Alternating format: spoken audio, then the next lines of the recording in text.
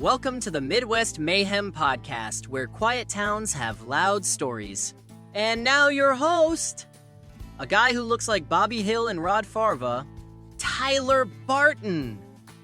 Welcome to a different kind of mayhem today, the kind that matters. This is episode number 3 of Midwest Mayhem, and instead of diving headfirst into the wild headlines of redneck ridiculousness, we're taking a step back and having a real conversation. Today's episode is focused on mental health, a topic that doesn't always make the front page, but sure as the hell deserves the mic. I sat down with someone I respect deeply, a first responder, a mental health advocate, and a damn good friend of mine, to talk about things people around here are usually too scared to say out loud. And hey, while we're being honest, I'll throw in some good news. Midwest Mayhem shirts are officially up for grabs. That's right, $16 a piece, 50-50 jersey blend, available in multiple colors and sizes. Pre-orders are open until June 27th, and you gotta message us on Facebook or email us at midwestmayhem25@gmail.com to lock yours in. You can pay by Venmo, PayPal, Facebook Pay, or hand me the cash if you see me out in the wild. Orders will not be placed without payment. Alright, let's get into it. A raw conversation, some powerful stories, and a reminder that even in the mayhem, you're not alone. We'll be back to our regular scheduled chaos in episode number 4, but for now, welcome to the mayhem that actually matters. Hello everyone, and welcome to the Voices of the Mayhem, the segment where we sit down with our great friends and locals from the community surrounding us. These are the folks with stories worth hearing, the ones showing up, standing out, and speaking the truth. I've been very excited for this one, not just because it's our first guest here on Midwest Mayhem, but because the story, the experience, and the heart behind today's conversations are powerful. She's a current EMT, a former school teacher, and a former volunteer firefighter, which is actually how I met her. She's taken one of the hardest kinds of losses a person can face and turned it into something meaningful, something that helps others. More than that, she's been a great friend and a mentor to me personally. She's shown up with strength, compassion, and a whole lot of ass-kicking attitude. Her name is Lochie Barton, or as I like to call her, Lochie. She's been out on the front lines and behind the scenes, and today she's here to talk about it. Welcome to the Mayhem, Lochie. Hello, Tyler. Thank you for having me. Alright, before we dive into the deep stuff here, how are you doing? I'm good. It's my birthday week. I was just getting ready to say that. I know you got a birthday coming up, so I hope you're feeling celebrated this week. I am. Good. It's the goal, and I'm going to be 50. The big 50. Wow, the big Yep. 50. Yep. You know, you've worn a lot of hats. Teacher, EMT, volunteer firefighter. We had some fun back in those days. That's a whole lot of showing up for other people. How would you describe yourself now with it? I still always want to show up, and that's just, I have not lost any passion for the job. And although there's frustrations or whatever, I try to learn and grow every day and be there for people. And I just love my job. To me, it's not a job. It's what I'm supposed to do. And I know that a lot of people don't like to take a religious standpoint, and I consider myself very spiritual, but I truly believe that God puts you where you need to be. And I am one of the blessed ones to be here on this earth to do God's work and to be with people on the best day of their life or the worst day of their life. Fantastic, and I couldn't agree more. I'm a former first responder, although I don't like to talk about it a whole lot. I couldn't agree with that anymore. I miss the job every day, and I miss going on calls and helping people, and I feel like there's certain ones that are here to do what they're supposed to be doing. So, well, and I think there's posters throughout that say, you help people when you help others the way you needed help at some point in your life. And I feel like, there were times now that I've done therapy that we'll get into or whatever, I've realized that I'm kind of being the one that I wish I would have had years ago. Absolutely, and I think as myself growing up with a single parent, siblings, and a dad who wasn't the greatest, I honestly think that's where I was. That's who I wanted to be, and that's what drove me to the person I was when I left the fire service. Well, and I think that's what watching several of you guys grow up in the fire service and whatever. I think the fire service, police service, whatever, saved a lot of young men and women from being in trouble. And when I taught school, there were kids that I encouraged, why don't you go and visit the fire department, because that keeps you out of trouble. Yeah, absolutely. I went to high school with several kids that I knew didn't have the best home life, and I was hoping that they would come visit, come say hi, and we get them into something, and we could guide them down the right path. Some of them did, some of them didn't, and that's just where we went with it. Now, you've experienced the loss that no one ever wants to go through, losing someone you care about with the mental health struggles. Can you share what happened in whatever way feels right to you? Absolutely. And I'm going to kind of backtrack to kind of get, because there's more to that. There's layers to this story. Absolutely. Part of it. But I was, like I said, I've always been in a position of caring for others, whether it be in the school capacity. I mean, you know yourself, everybody kind of refers to me as mom, or I'm the mom like, and I will take care of kids that aren't mine. But I had, when I switched jobs from into the fire service, I was a parent myself. My kids were on the department with me, you know, but my parents were aging. My father died in 2019. My mom very unexpectedly died in 2020. And by this time I was already an EMT, and I was very fortunate because I hadn't had really I wasn't like the hardcore people that I knew, the paramedics that they could tell these stories and whatever. I felt like I'd always been blessed because, once again, I was put in situations of comfort for people. I didn't have the guts and glory that everybody thinks we go into this job for. And so I had a week in May of 2021 that I got my first pediatric stuff. And it was a call, and it's ironic because it's actually with the partner that I'm with now, but we got a call for a difficulty breathing of a 3-year-old. And mom's coming up from around the Annapolis area, and we meet her roadside. And at one point she didn't know if the child was breathing. He was when we got there. You know, we got him transferred. And then unfortunately, about a month later, he died of cancer. He was full of cancer whenever they got him there. And then that Saturday, I worked a drowning of a 6-year-old child. And that's where I always constantly talk about the spiritual part of it, because that was a horrible situation. And I can go to bed at night, or I can have dreams that I still see my gloved hand in the center of his chest and things like that. But I went through several phases of that. I was the one that when I opened up the back door, the other EMT said, "Hey, you teach CPR, you know what to do." And I immediately did, but there was such a presence, a strong, just angels, God, whatever it was in the back of that ambulance. I knew that my job was done at that moment of being a compression person and being with that child at that time. And the mother was coming in from behind us. She was hysterical, and I kind of took that role of comforting her. And I was with her when they came in and said they were doing their best to try to save Hunter. I was there when the doctor came in and said they'd done everything they could, and he was gone. And I was leaving and trying to get back to base to try to gather myself, and she grabbed a hold of me, and I ended up in the room with her when she viewed her child, a 6-year-old child, for the first time as deceased. And there are sounds and smells that I will never forget. And so that led me into this horrible state of my mental health. So then I actually left the job for a while because I went off the rails pretty good. I did come back, and when I came back, I met a young man by the name of Ashton. And Ashton was, he could light up a room no matter what. And I'm going to share with it because it's not a secret, but Ashton is transgender. Ashton was born female and had transitioned to a male and struggled. And I don't know, he and I just took to each other. It was a different kind of bond that he and I had. And we would joke all the time about struggles of mental health, and we would joke about how we needed a grippy sock vacation together and how we would even do it and whatever. And he and I just clicked, and you know, he struggled with identity, but you know, like I always told him, you're a brave soul. Fast forward, we were both at Iron County Ambulance District. I guess I can say the names of that. And then we're at our current place of employment that, you know, and I am going to mention them, Washington County Ambulance District, just because they have been amazing with the situation. But Ashton then decided to become a paramedic. And once again, I knew he was struggling. He'd struggled with self-harm, and he'd had a few rounds with mental health, and something got to him, and I don't know. And Ashton and I were close enough that he could have said something, but I do think that I would have been able to potentially talk him out of it. He overdosed on his medications. He knew exactly what he was doing. And the loss has been a lot for me because not only was it a person that I loved and will always love, but it was the first person I knew that actually took their life, who had a big life.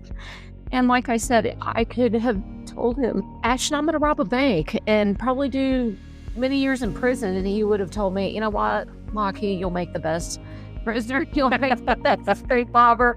I support you. Ashton literally supported you in anything you wanted to do. And to know that he was that sad and he was doing things that he hid very well. Well, that takes us to our next question. For one, I'm very sorry you've experienced that loss. Luckily enough, I've never had to experience it, and I hope I never do. But that does take us into our next question. Looking back, were there any kind of signs, or did it feel like it came out of nowhere? It felt like it came out of nowhere. But when you do think about this stuff, there are signs. But when in this job, you have to make fun of stuff. You have to stand there and make comments or joke about something, because if you don't, you lose it. And you also, in this job, if you present yourself as being weak, then that's what you come across as, well, they can't handle being with a patient, or they can't handle the situation. And I always felt like at the other, where I worked before, they were just waiting for me to lose my shit again. Yeah, absolutely. And once you have that, I've been to therapy. I had a Thursday afternoon that I was ready to kill myself, but I was too chicken shit to do it. And, I didn't, and I'm glad I didn't, because once again, that's not my purpose. My purpose is to continue to take care of others here on this earth. And but if people find that out, you have a target on your back. Absolutely. And in this field, folks, for those of you who don't know, what people in the medical field, the fire field, police field, military even, the PTSD and the trauma they go through is unreal. It's unthinkable. I wouldn't wish it on anybody. No. But some of the things that I've seen, I wish I could burn out of my head, but I know they'll forever live there rent-free. And that's one of the things I have to say too about my son. And and granted, he is my son. He was my biggest support when Hunter drowned. He was the first one that called and said, Mom, were you on that call? Mom, do you want me to come in and cover your shift for you? He checked on me every day, because people don't understand. I've been an open book about mental health. I always have been. But then when it hit hard, I became more open about it, because if you talk about it, it does help.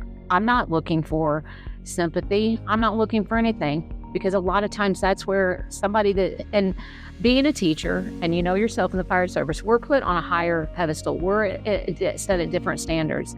And when I can crawl in the back of an ambulance and talk to a woman that is in an abusive relationship or contemplating something like that, it's not a pissing contest, but I know how she feels. And I can relate to that, because at any given moment, I could wake up tomorrow an addict.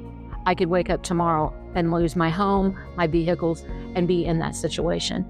And that's why you have to take things seriously. Absolutely. I couldn't agree with that more.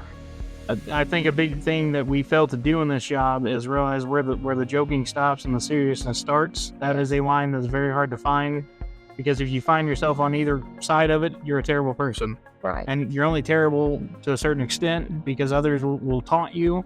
I've been taunted myself. I was taunted a lot in the fire service, and I'm not afraid to admit it. You watched it. Many people watched it. Well, and that's where I think the connection that you and I have is we are both very tender-hearted. Absolutely. And very kind souls. And I can be a jerk, but when it boils down to it, that's someone's child, that's someone's mother, their father, or whatever. Mm-hmm. And you can't sometimes I'm tough skinned, but I'm not. Yeah. Because I'm extremely tenderhearted, and you are too. And I think that's probably the connection that you and I had from day one. I agree. From titty tassels to many other nicknames. I wanted to bring that up. That's a long story. I'm hoping I can tell it one of these days. I'm hoping to have you back on here sometime. To jump back to what we were talking to a second ago, the time after you lost Ashton, how did it feel for you? Were you angry, confused, numb, all of it? Yes. And at the very first, I was so angry with him. And I can remember, I knew that our district had taken him. And in my mind, I was thinking, I'm going to have a conversation with him, because if this is attention seeking, this is something, whatever, I didn't believe, because at the time I did not know that he actually had ingested the medications. I was under the impression it was I'm going to kill myself.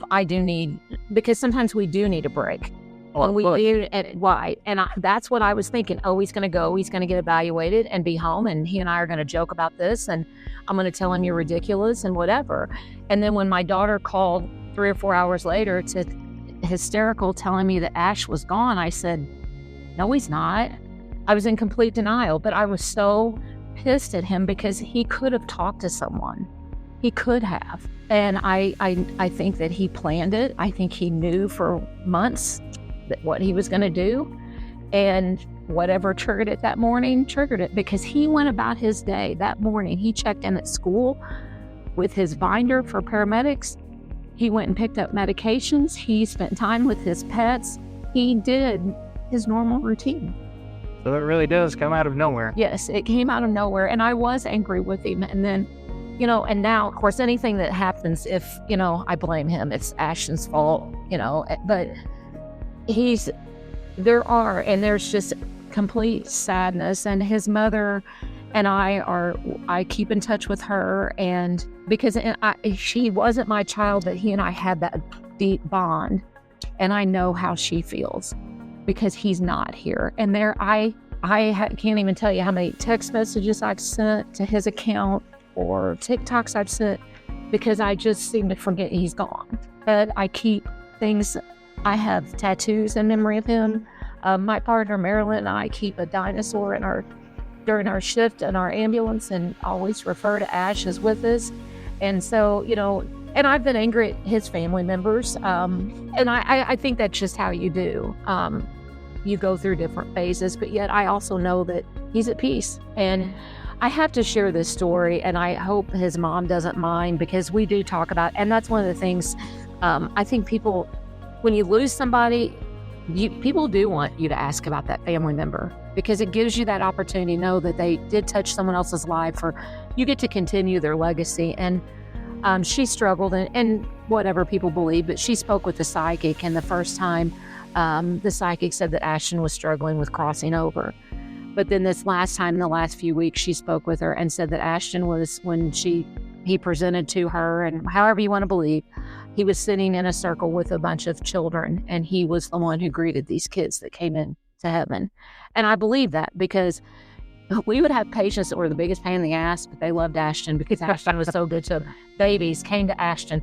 He just had that. And so that's sometimes what keeps me grounded, is I know that Ashton is at peace. But to know the struggles he went through and whatever broke that day, I don't understand. I'll never understand. And that's something really hard to deal with. That's something to keep into your own heart for those of you who have family members who may want to cross over and experience that lifestyle. It's just something to keep in the back of your head. Every day we live is a struggle for someone. Yes. And that's why don't be a jerk about stuff. You do not know. The smile you give the stranger at the gas station, or the thank you, or the door you hold open could be that thing that saves somebody's life that day. Absolutely. I know I've been on some rather tough calls, whether I was in high school at the time or I had to go to my full-time job that next morning. It was still my job to keep my character, to keep who I am separated from the call that I whatever it was I experienced. And that's a hard thing to do. Keeping your composure during that is extremely hard to do. Well, and I can remember a call that I had that I knew that man had abused that child, and he was taking a chicken's way out. Yeah. But I still had to treat that man, even though I knew what he did. And but that's just how we have to do things. We have to, and I'm the first one. I will cry with a patient. I will hold a hand of a patient. I did the same thing in school. The kids, I had teachers ask me, why do you even look at those kids? Because they're a child. Mm-hmm. They're somebody's child. Exactly. So let's jump into your EMT perspective. I know we kind of touched base a little bit with it. You're out there now as an EMT. Mental health calls, they can be some of the toughest. Has your personal loss changed how you approach these type of calls? Yes, it has. Because you have to, even though majority of the time, and statistics show that a person who talks about it or threatens it's not going to do it, but you don't know. And you don't know what is going to be the last straw for someone. And, that I always try to be encouraging, and I try to tell people, and I give the best advice, yet sometimes I need it myself. You have survived the worst days of your life. Just keep going. There is somebody that needs you. There is a purpose for you to be here, and you may not know it, but everybody has a purpose. But I do handle things differently. I feel as though I'm a little bit more compassionate, and I don't know that how I could get that way, even though, like I said, I can be a jerk, but you just look at things differently. You take things a little bit more seriously. And even from the fire side, for those of you who don't know how fire and EMS work, ambulances have a lot better trained people for medical situations. Lochie's an EMT. Paramedics, they can give medications, correct? Yes. We're correct on that. Firefighters, it depends. Like in our rural area here where I live, you have a volunteer fire department, people who work a 9-to-5 job every day. And if on the weekends they're able to go through what they call EMR, that's emergency medical responder, and or maybe be an EMT, that's what you get until the ambulance gets there. It can be 10, 15, 20 minutes away sometimes. And I think a big takeaway for me was, and I am guilty, and I'll be the first one to admit, I would see somebody handling a sad situation, be like, oh, well, they're just trying to get attention. That's not fair to say. It's not fair to say, because each person handles things differently. And I can remember a call at Bismarck in particular that I couldn't look at a stair chair for a while, because it was a frequent flyer who went into cardiac arrest, and one of the last things he said was, don't let me die. I couldn't look at a stair chair. Nobody else that bothered. And a call that may bother someone may not bother someone else, but you have no right to make that judgment of how they should feel or the emotions they should have about that call. Absolutely. And like I said earlier, in the fire, EMS, police, military, we do have to joke. I say we because I still consider myself one at heart. Mm-hmm. We have to joke. We have to make fun of something. It helps us get that tough spot off of our brain for a little while. Yeah. Now, you always deal with it through life, but it's just something to help cope with it. Mm-hmm. And people there are tough people out there that they think they're tough. Secretly, in their own way, they deal with it somehow. Yes. But they will be the first ones, and you and I both know who I think we know who we're talking about here, who will push you over the limit and just push and poke and prod until they get something out of you. Mm-hmm. That's just who they are. Now, what's something you wish more people knew about the mental health crisis from a responder's point of view? That it isn't always attention seeking, that there are things. I think, and I didn't realize some of the things that go on in our county, and I don't think a lot of people do, the amount of poverty, just the lack of education. And I don't mean being a doctor or whatever, but a lot of times people just don't know where to get a resource from. And then they make it difficult to get a resource. And you have a target on your back. If you have anxiety, you've got a target on your back. If you're diagnosed bipolar, you got a target on your back.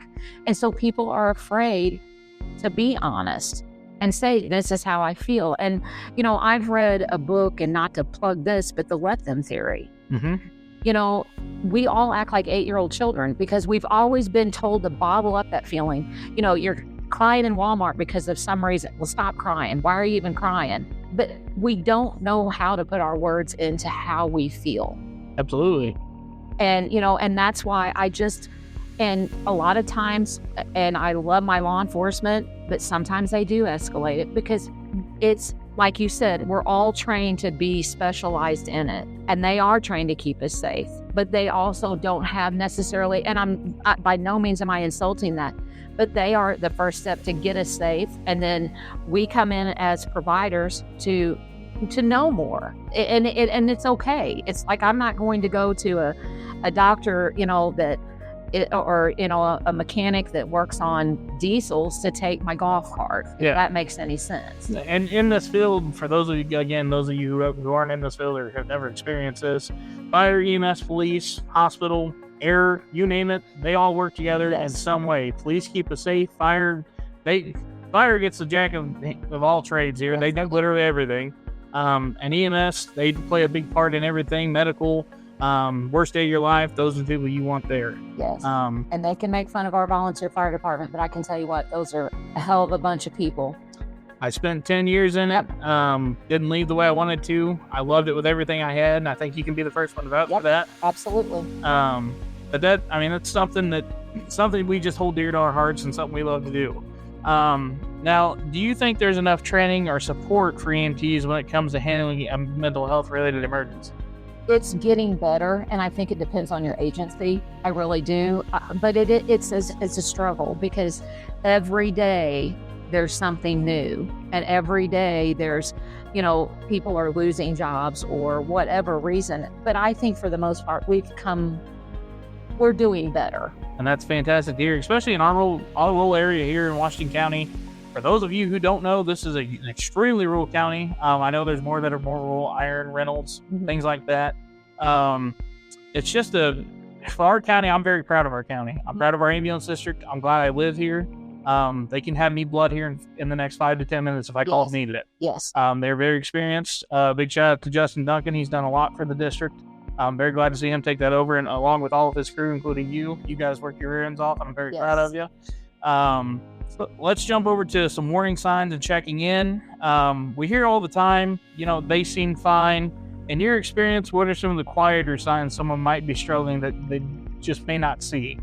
Well, and a lot of times there's a lot of substance abuse that happens, and that includes whether it's tobacco or alcohol. You'll notice just dangerous activities in people, and they might be a little bit standoffish, but sometimes it's just not that obvious sign that they have. And I think it goes back to that old saying, if you feel like it's not right in your gut, then check in on them. And you don't have to be constantly, well, are you okay? Do you want to talk about it? And if they do want to talk, listen. Don't put in your 2 cents, just listen. Don't judge them, just listen. Absolutely. Matter of fact, when I found out that Ashton had passed, it was a couple days, I believe, after, but I did message Lochie because I hold you dear to my heart. Checking in on you, making sure you're all right. I knew you guys were friends. You reassured me that you were all right. Mm-hmm. And I'm pretty sure I've kind of talked to you every time I see you and just checking in on you, make sure you're all right. And that's what we're real good about doing that in the first month or so. And then life happens. And that's what, it does. It happens.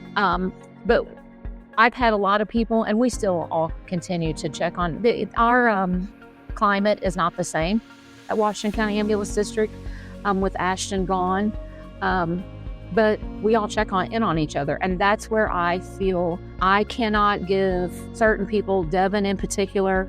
I didn't even have to ask for a day off. I was told you're not coming into work. I was called, I was checked on by people that I hadn't even talked to in weeks or months or whatever, and that was appreciated, and that's what we sometimes just have to do. I feel like if you think I need to send a text to so-and-so, send that text. That's what triggered me to send you my text. Was I haven't talked to Lochie forever. For a while, it seemed like we've seen each other every day. And then for the longest time, I felt like I hadn't seen you in 10 years. But no matter what, you and I have always had this relationship, and I hope we always carry it on. Yes. That I always want to check in on you, and I'd really hate to lose you. I'm very glad you're still here with us. If someone's listening and they're worried about someone close to them, what's a good way to check in without being pushy? I know this is a touchy subject for some. Just spend time with them. And you know what? And take dinner to them. Say, hey, I was thinking about you, or, things like that. And just kind of watch. And like you said, you don't want to nitpick or whatever, and you don't. Just kind of pay a little bit more of attention as to what's going on. And to go with that topic, we're going to jump over to maybe what to say and what not to do. I know we just kind of touched on that. People mean well, but sometimes the things they say just aren't helpful. What are some things you've heard that are actually hurtful or just didn't help? Don't ask me what my worst call is. Don't ask me that. I don't, and that was that week that Hunter died. I was teaching CPR, and every CPR class I taught, and I always would get just this horrible feeling teaching infant and child CPR. And I'd always tell them, I've never had to do this, blah, blah, blah. But there'd always be someone before I gave this, oh, well, have you ever done that? You don't ask that question because, like I said, you see it. You just don't ask that question. There are certain things that I will go on a call. For example, a motor vehicle accident that involves alcohol. The smell of that blood and that alcohol mix can trigger me to a terrible accident. That was the first time that I had to tell a mother that her son was intubated and being flown to St. Louis. And so there are triggers, and you just don't ask those questions. I know that's a big question, and I agree with you on that one. Anytime I'd run a call, especially here in a local little town, everybody knows you, everybody knows where you live, everybody knows who you are, everybody knows that you're on the fire department or that you work for the ambulance district. And the first thing out of their mouth every time they see you is, hey, what was going on there? Hey, what kind of information can I get out of you that I probably don't need to know? Or a young person's obituary. Well, what did they do? They know they did kill themselves. Well, how did they do it? Well, it's not your business. Pray for their family, or do a random act of kindness because you may save someone. You don't need to know the details. And that could be your family one day. Exactly. And I think that's what hurts me sometimes are the kids that I have, because you guys are all my kids. I absolutely you as my kids to know what you guys have seen. Yeah. And you shouldn't have to. At the age of 18, I'm not going to go into details, but I can tell from experience that I experienced scald. I still wake up in sweats, nightmares. When I first got with my wife, the first couple of days I had to tell her, look, if I wake up screaming in the middle of the night in bed and sit up and I'm sweating, don't think anything of it. It's just part of who I am. It'll never go away. Now, on the flip side of all the negative, what's something someone said or did that really made a difference to you? Whenever I can be out somewhere and somebody will come up and say, hey, you were on that scene, or hey, thanks for taking care of my mom, or, or just a partner because working in this, you do get very close to the person you're with. You drive to the call, and then on the way back, you've got all that time to sit and talk about stuff. And just knowing that you did that together. And that you can talk and that people check in on you. I mean, it's, and I joke about it, but if I go in somewhere and somebody says, and Jack in the Box or Arby's, I think is the one that always gives us 50% off. I don't expect that. I'm not we joke about it, the thank you for your service. I mean, I sent you that stuff before, but I mean, it is nice to be appreciated or to be acknowledged. Yep. And I'm sure that there are times I don't even know that I've done something. And I always tell a person, maybe, especially my drug cases, that, you can do this. You can beat this addiction, and just know that maybe what I said 5 years from now will change their life. It's all about how you treat people. Absolutely. And that's a lot of where Lochie kind of became my mom when I joined Bismarck Fire Department years ago.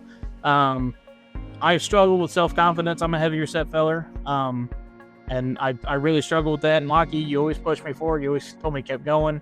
Yep. And we always had each other's back, and I'm very thankful for that again. Do you think people, they avoid bringing up mental health out of the fear of saying something wrong?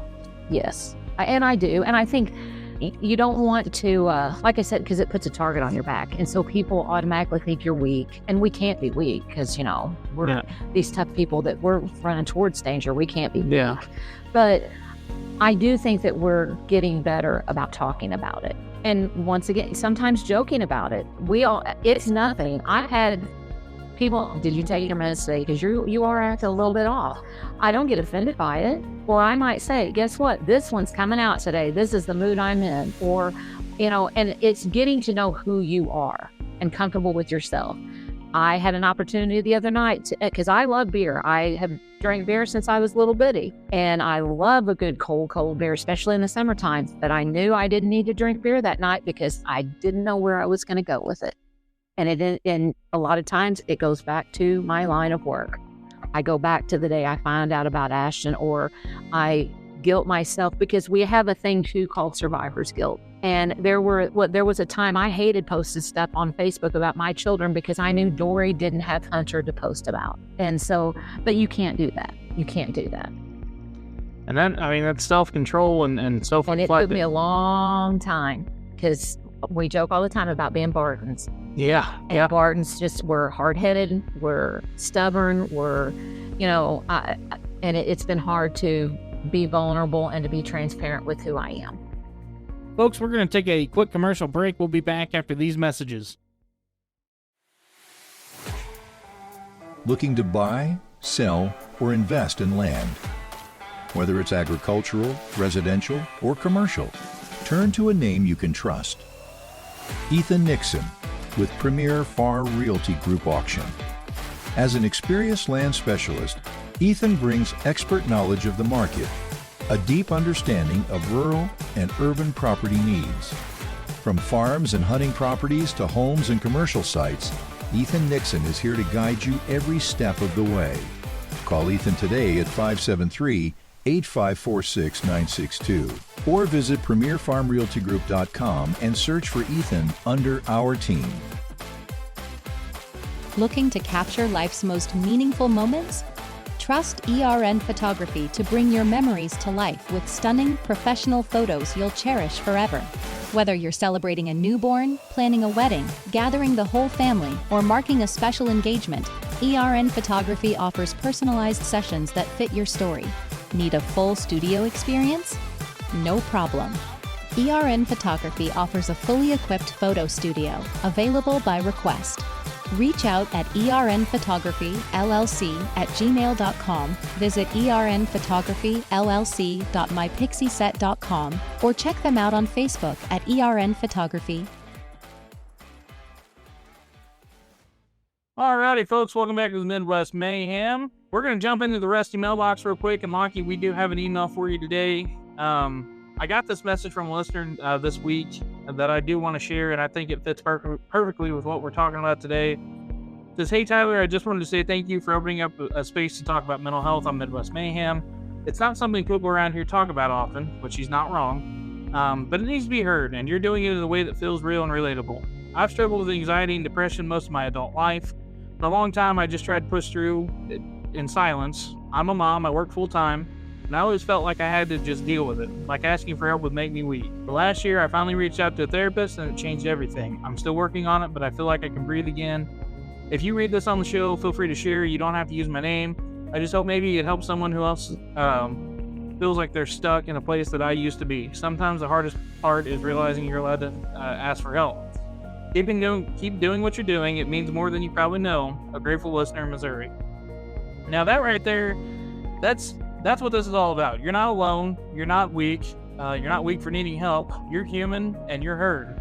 Lochie, when you hear something like that from someone who's been in the dark and finally found the strength to ask for help, what goes through your mind? Have you met people like that in your own journey that maybe felt that way, like yourself? Well, I mean, I lived that. I was very pressured by my mother. I became a teacher because of my mother. And I, being a firstborn, put a lot of pressure on myself. I'm my own worst enemy, truth be told. But you cannot be weak. And I don't want to be like burn your bra female here, but as a female in this work, you have to be tough because you are dealing with men. If you can't handle crude conversation, don't go in this line of work. If you can't handle stressful situation and somebody cussing at you or whatever, don't go into this line of work. You have to realize that you do have to have a tough skin, but you can show that side of being soft. But it is hard because you have to hold it together. And that I can, even in teaching, I can remember we had a tornado that I was scared shitless during the whole time of taking cover. No one knew. No one had a clue that I was scared to death. But the minute it was over and I had a second to go in by myself, I sat and I cried in the bathroom because I had to be responsible for everybody. And so, but I will cry. If I am on a call, I've walked out. After everything I've been through mental health wise, I will walk out. I went into Devin, who is he's my go-to person at work. And I told him one day, I said, "Devin, can I have the day off tomorrow? I need a mental health day. I am struggling and I need a mental health day." And he gave it to me. There wasn't any, "Well, what's going on? Do you really need it? I think you're fine." No, there was no questions asked. And so you also have to find something, because I've always been told, you need a hobby, you need to do this, you need to do that. Well, my hobby is taking care of people. And it's hard for me to slow down because I feel like I constantly have to be doing something because then you're accomplishing something or you're doing what you should be doing. Lazy is not in my vocabulary, but I don't do that anymore. And in the last couple of months, I've slowed down. I won't take an overtime shift if I don't want to. I actually used my vacation this week. I bought a Jeep. I roll the windows down. I take the long way home. I turn the volume up to 27. I don't want to be, and I learned this in therapy. I don't want to be on my deathbed and say, I wish I would have. Oh, I wish I would have done this. I wish I would have done that. I'm not going to do that. And that's a good thing to think about. And actually, that's why I started this podcast. Last Friday was actually my 1 year mark since I left the fire service. And for those of you who have been in it, you know what I'm talking about. That feeling of tones dropping in the background and just the chaos all the time. No, 2 o'clock in the morning, getting out of bed to go do whatever it is you might have to go do. Going from that to nothing is really hard. I have sat, I have cried, I have yelled, I've been angry with myself, I've been angry with certain people. And that is just very hard to stop caring about the job you do, about the people you take care of, and the things you do. Like for my local community, I love everybody here. And to just slow down and take care of yourself, I have struggled very hard with that. And that's honestly why I started this podcast, because I needed something to do. Yep. Poor Maria kept telling me, you got to find something to do. You can't sit around this house all the time. And it's just, for those of you who don't know, I encourage you to try the first responder field. Emergency services, it's a great therapeutic thing, but it can also be rough. And it's hard to, I know for me, I struggle fitting in with other people, because if we sit down and start talking about, I literally, and this is part of the job, I can work a cardiac arrest and all of us be like, hey, do you want to stop at so-and-so and get a sandwich or whatever? Or, you say very crude things. And I've had people look at me like, oh my gosh, what in the world is me? It's hard to, and you think about what we're doing. I get called to go into a complete stranger's home. I have no idea what I'm going into. They can talk, and we cannot leave out our dispatchers. No, absolutely. And because they are an integral part of us. You want to talk about the first true first responder? That is our dispatchers, and I'm glad you brought that up. Yeah. Poor dispatch, always get forgot about. These are the people that take the first 911 call. I spent 3 months doing it, said I'd never do it again. These are the people who take that 911 call for the very first time. Yes. They hear that blood-curdling scream, my baby's not breathing, my house is on fire, my dad's he's not breathing.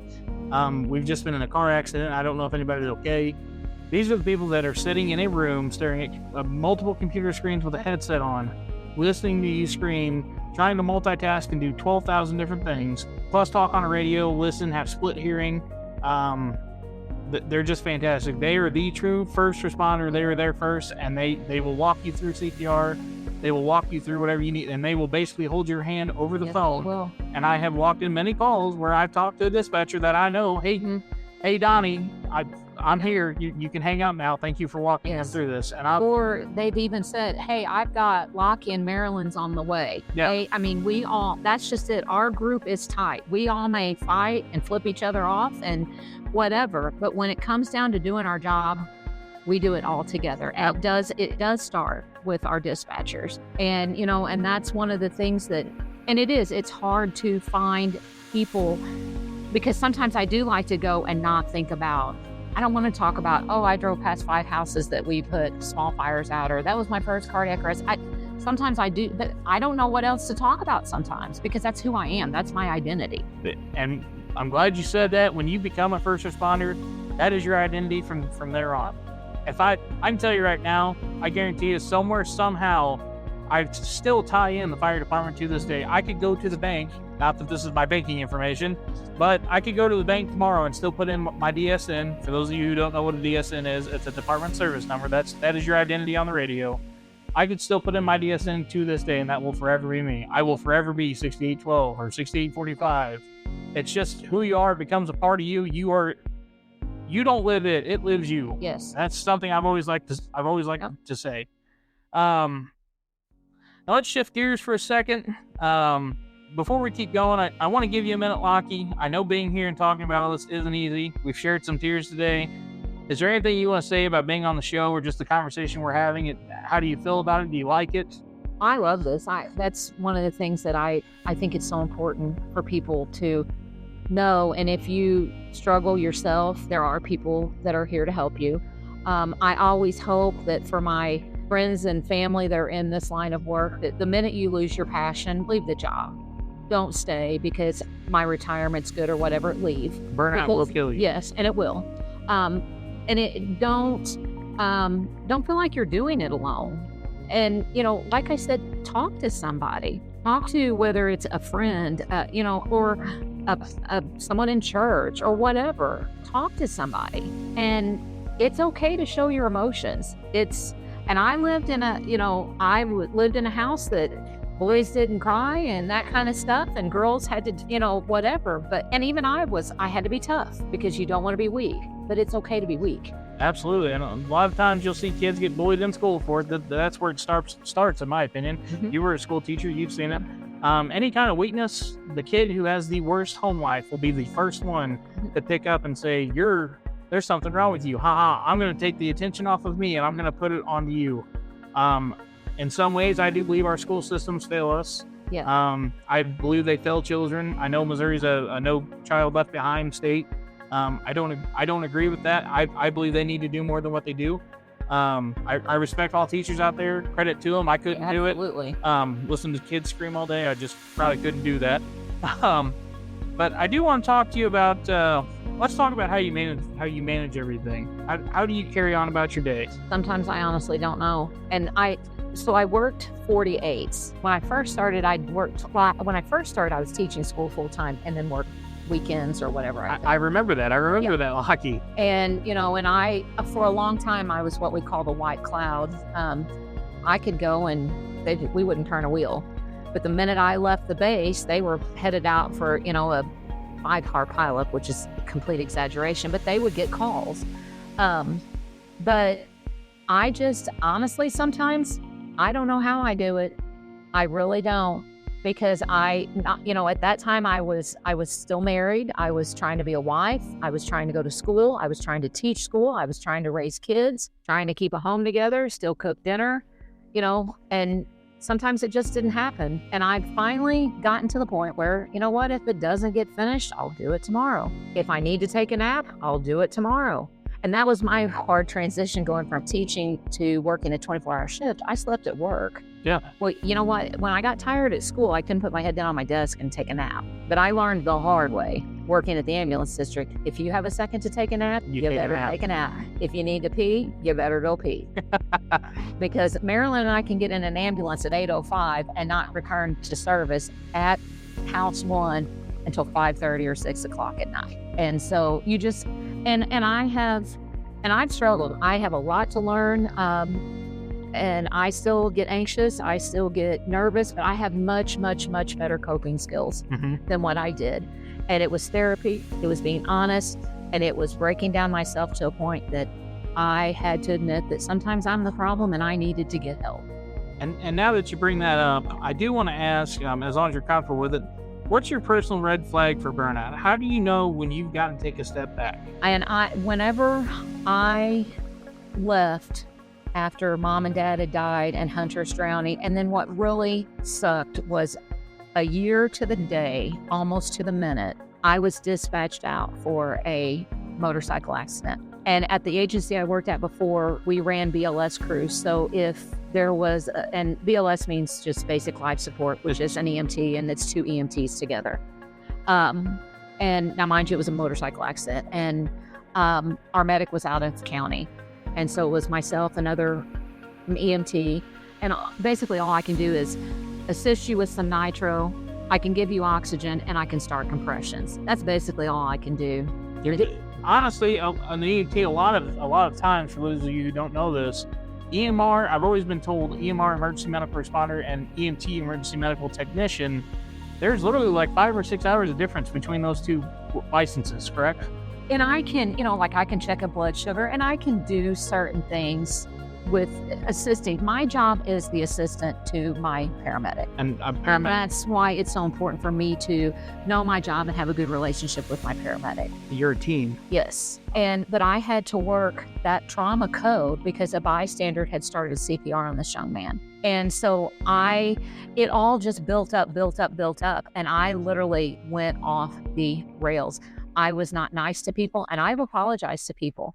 I have, people that I had to say, I was an asshole to you, and I'm sorry. And I was basically given an ultimatum by my daughter, and she said, I even got divorced. I completely went off the rails. And I was told by her, you've got to get therapy. You've got to figure something out.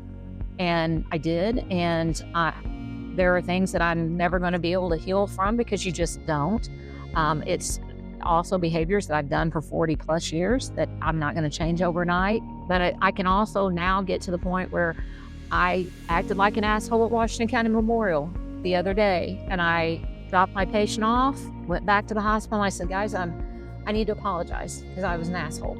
And there a lot of people, when I say this, don't realize that they're being that way. That is something they just do not, that's some kind of characteristic they just don't have. No. They can say it with a grin on their face. Yeah, I didn't before.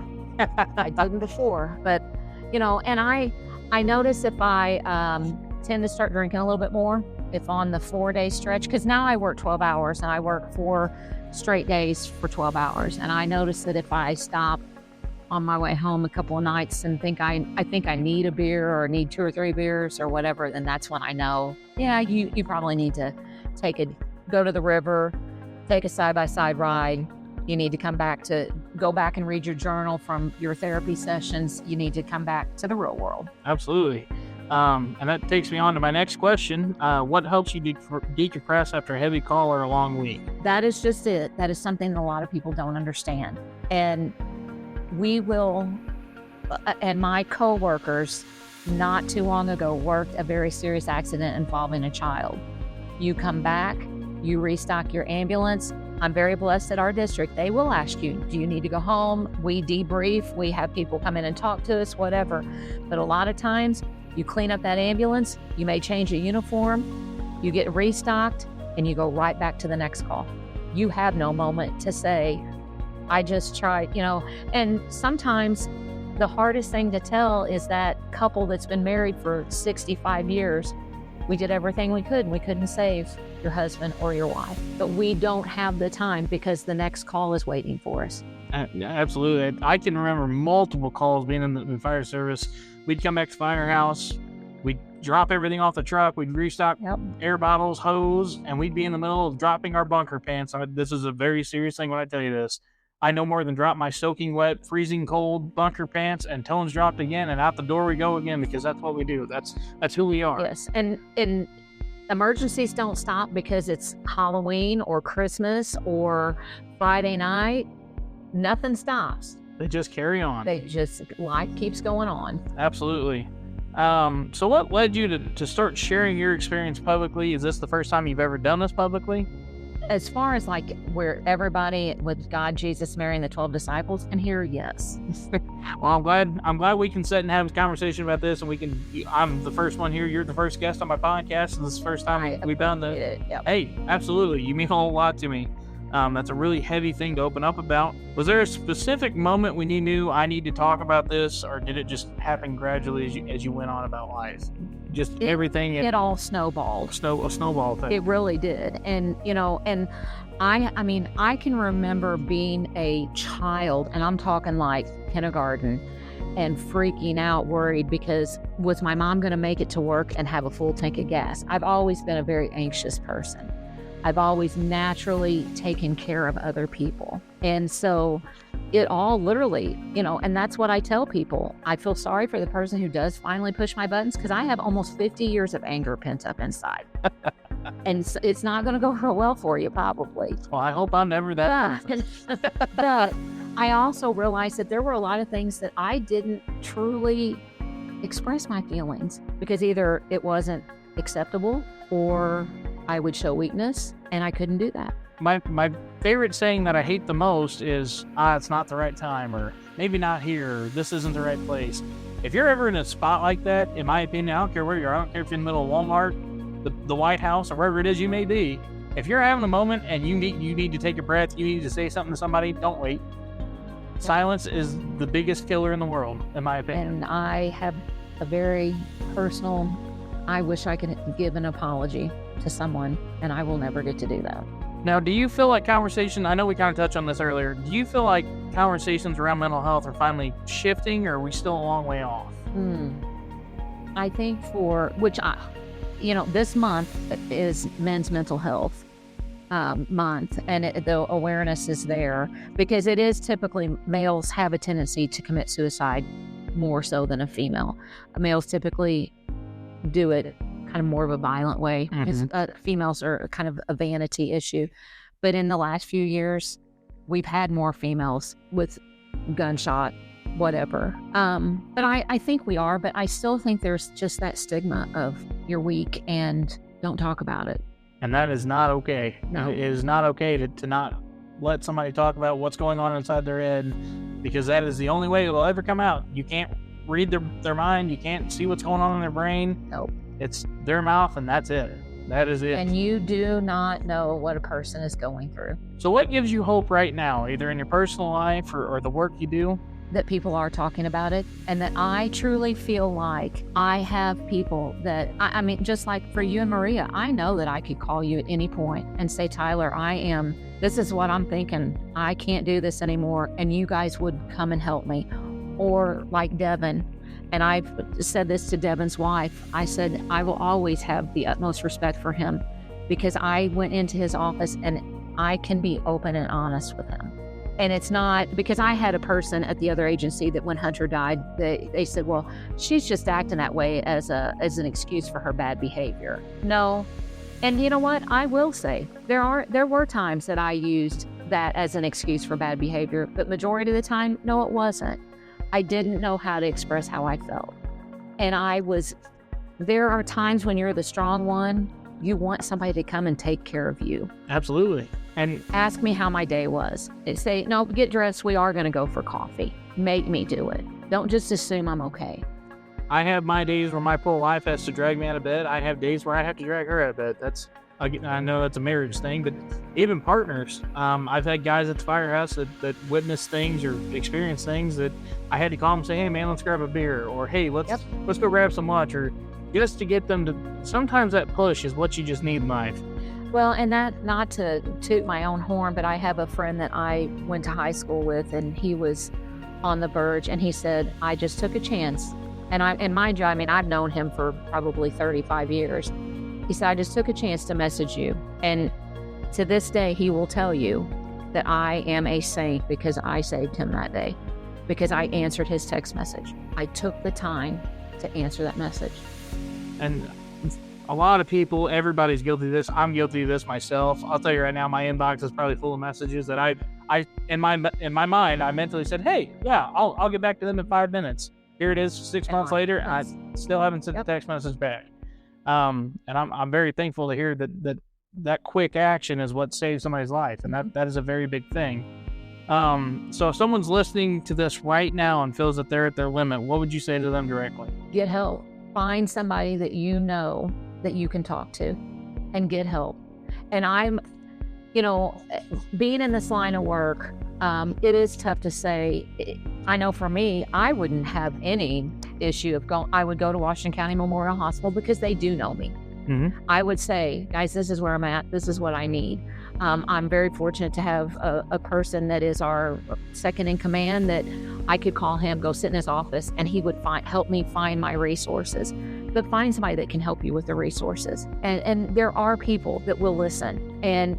But you also have to work on yourself, and you have to work for it. And life is, it is worth living. Mm-hmm. And I've always been one of those ones. The sunset last night was absolutely beautiful. I have probably 10,000 pounds of rock. I could probably build a mansion with the rocks I have. And everybody always asks, not everybody, but I have a few people, why do you pick up that rock? I don't know. It just spoke to me. It was just something it's the little things in life. Something very little that you can find peaceful. Yep.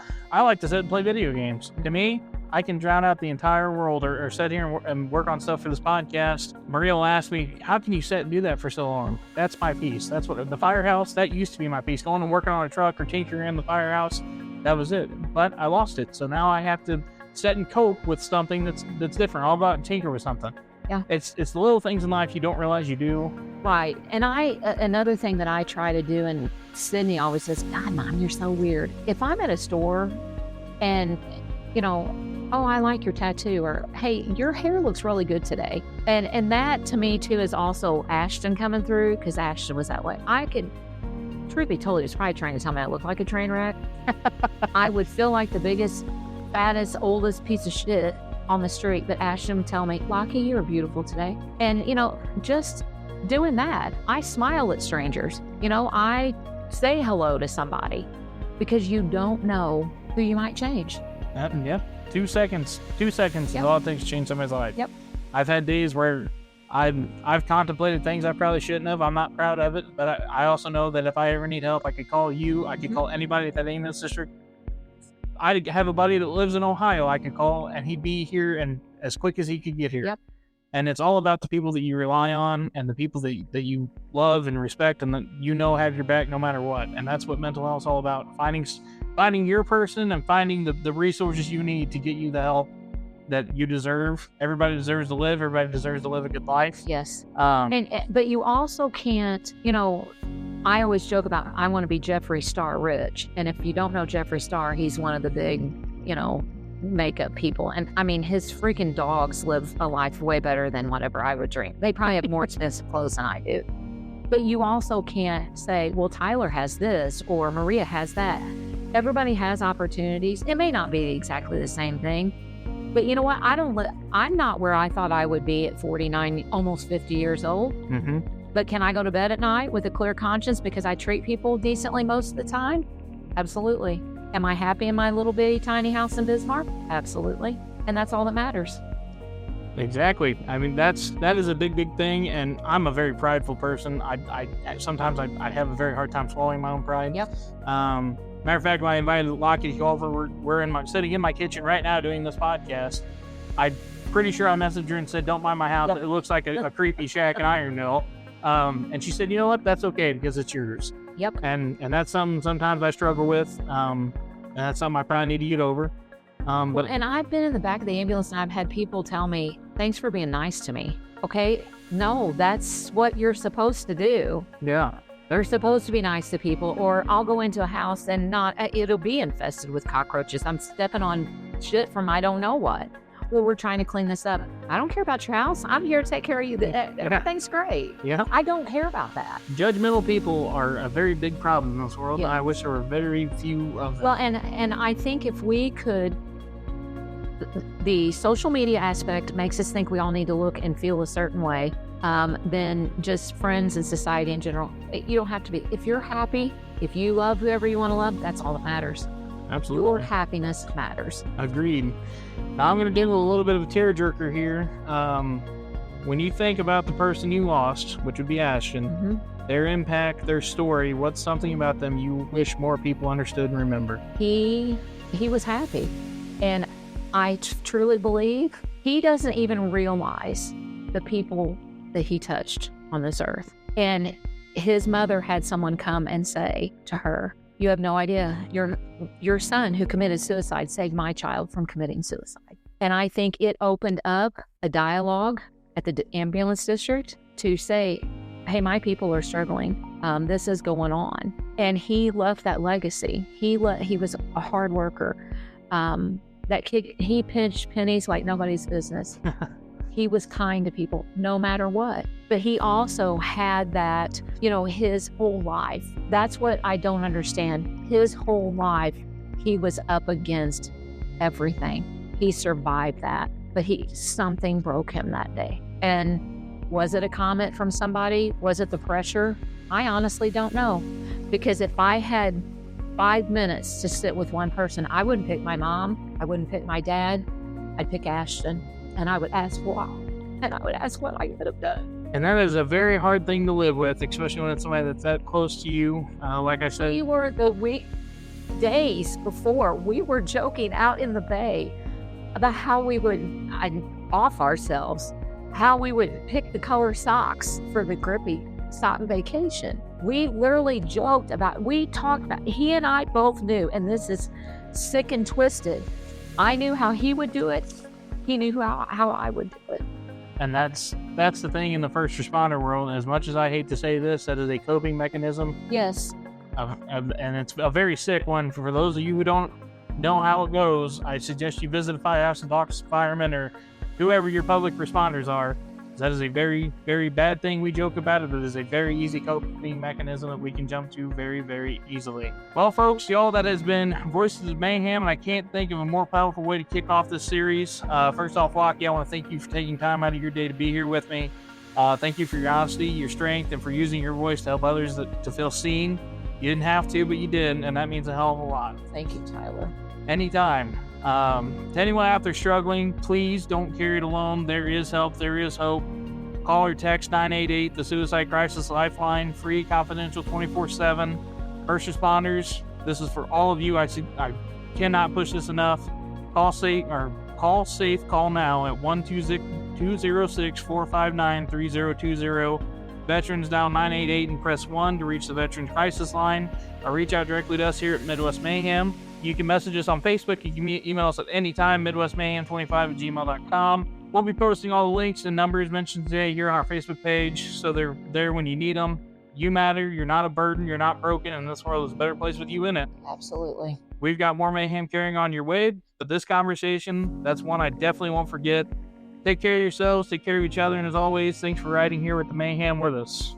This episode of Midwest Mayhem was a little different. Today, we focused on something that truly matters: mental health. A big thank you to our special guest, Lochie Barton. She was fantastic, honest, and brought real heart to the conversation. We'll be back to our usual chaos in episode 4, but for now, take care of yourself and take care of each other. Thanks for listening.